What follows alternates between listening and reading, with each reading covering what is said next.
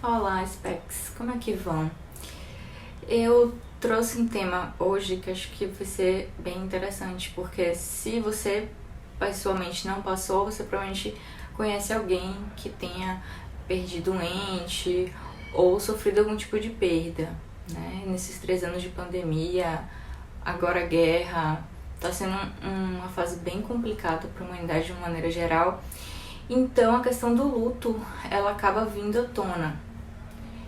E esses dias no consultório eu atendi uma pessoa que trouxe uma demanda assim de como é que eu faço para não sentir.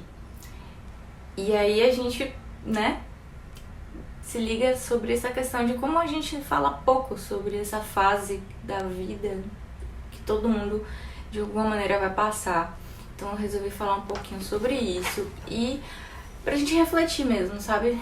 Até que ponto a gente deve tratar, é tratável, enfim. Então, para começo de conversa, o que seria o luto, né? O termo luto a gente usa para falar de um processo psicológico de adaptação do indivíduo a uma perda.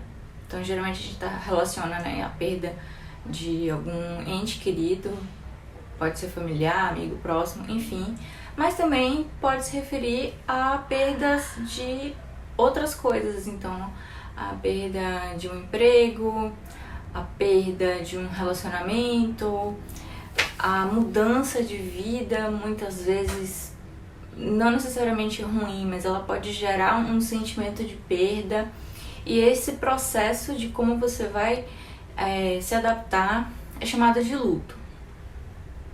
Nesse processo é comum sentir realmente a questão de tristeza, às vezes raiva ou culpa, enfim. Tem uma psiquiatra que em 1969, ela avaliando lá, né, os pacientes, ela fez uma espécie de 5 estágios do processo de luto, que hoje em dia a gente usa também não só no luto, mas também quando está no processo de terminalidade, né, de final de vida, que são 5 fases, né? A primeira delas seria negação, a segunda raiva, a terceira barganha, a quarta depressão e a quinta aceitação. Mas lembrando que cada pessoa vai reagir de uma maneira, não necessariamente você vai passar por esses 5 estágios, né, tão certinhos assim. Você pode ir primeiro para a barganha já e depois já ir direto para aceitação. Isso tudo depende muito da forma como você encara, né, essa questão do luto. Enfim, eu vou falar um pouquinho sobre cada um deles. Bom, o primeiro estágio, como o próprio nome diz, seria a negação de que aquilo está acontecendo. Você vai falar, não, isso não está acontecendo, é coisa da cabeça, a pessoa está mentindo, e geralmente isso gera raiva e pode ter algum até ponto assim de agressividade voltado para alguém ou a si próprio, enfim.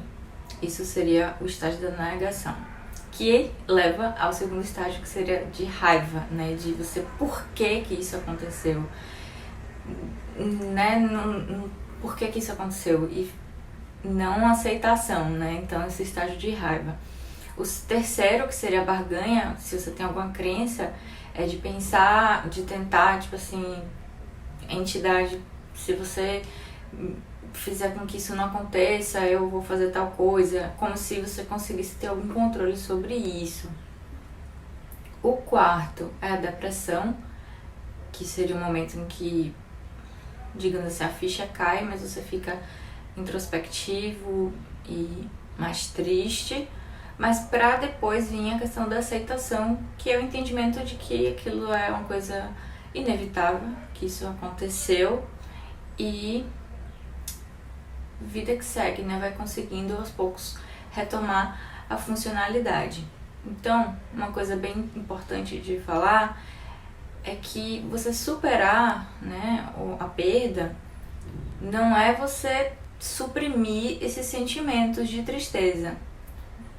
É normal que você experimente isso por um tempo, mas a questão é o quanto que isso vai impactar. Bom, então já vimos até aqui que o luto, de uma forma geral, ele é considerado normal, um processo da vida.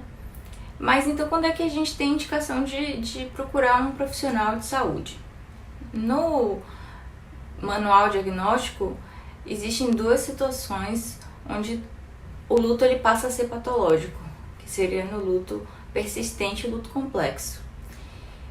E o que seria isso, né? De uma maneira geral, essas fases que eu falei, né, da negação até a aceitação, ela dura ali por volta de 6 meses. Então, dentro de 6 meses, a pessoa, claro que nunca vai deixar de ter a lembrança e a saudade, é uma coisa que vai acontecer, mas ela vai conseguir voltar à vida, né? Fazer as coisas, enfim, encontrar outros significados para a vida. Mas quando passa desse período e a pessoa ainda tem uma sensação assim de dor muito grande, a coisa da perda, né, ainda muito evidente, então um apego à lembrança daquela perda, falar muito disso, e isso acabar repercutindo então na questão do trabalho, dos relacionamentos, sensação de culpa, aí, e isso depois de 6 meses ainda tá nesse nível, então é interessante você procurar a psicoterapia para trabalhar por que a pessoa tá nesse estado, né? Ajudar uma pessoa a te ajudar a ressignificar essa questão do luto para que você consiga viver. E a parte da psiquiatria, onde é que ela entra aí? A gente não medica o luto, mas a gente medica as consequências que esse luto persistente ou complexo trazem. Então, por exemplo, né, geralmente um quadro desses, ele vai levar a um quadro depressivo, né? Uma pessoa que traz muito essa questão da culpa e tá triste e fica só lembrando as coisas e tudo mais, ela geralmente vai desenvolver um quadro depressivo concomitante. Então a gente vai tratar, na verdade, sobre isso. Às vezes a pessoa não chega nesse ponto, mas ela cursa com insônia persistente, não consegue dormir, a gente vai tratar da insônia. Às vezes, é muito raro, mas acontece, o luto complexo, ele vai cursar com até alterações até quase psicóticas. Eu me lembro, quando eu estava na residência, tinha um caso bem complexo, sendo repetitivo aqui, de uma mãe que perdeu uma filha. E ela já estava há anos nesse processo de todo dia levantar e ir até o local onde a filha estava enterrada. E ela tinha uma ideia de tentar recuperar os ossos, porque a filha ia conseguir voltar a existir, digamos assim. E a gente ficava se perguntando, né, se ela estava psicótica ou se ela só falava isso de uma forma meio de metáfora, mas visivelmente uma pessoa que precisava de tratamento mesmo. E isso aí realmente é um luto bem complexo. A outra coisa que às vezes a gente ajuda é na reação aguda. Então, assim, quando a pessoa tem a notícia da perda, é comum que ocorram, né, reações que às vezes podem ser até prejudiciais. Então, a pessoa, no momento da raiva, agitar, quebrar as coisas, ou até num ato impulsivo, tentar fazer alguma coisa contra si, esse tipo de coisa. Então a gente às vezes precisa utilizar medicamento para conter a agitação, esse tipo de coisa. E é bem importante, então, assim, entender que não é todo luto e não é a tristeza que a gente vai tirar, a gente não vai conseguir fazer isso. A gente vai fazer a pessoa tentar passar por isso de uma maneira que ela não sofra tanto, mas vai acontecer.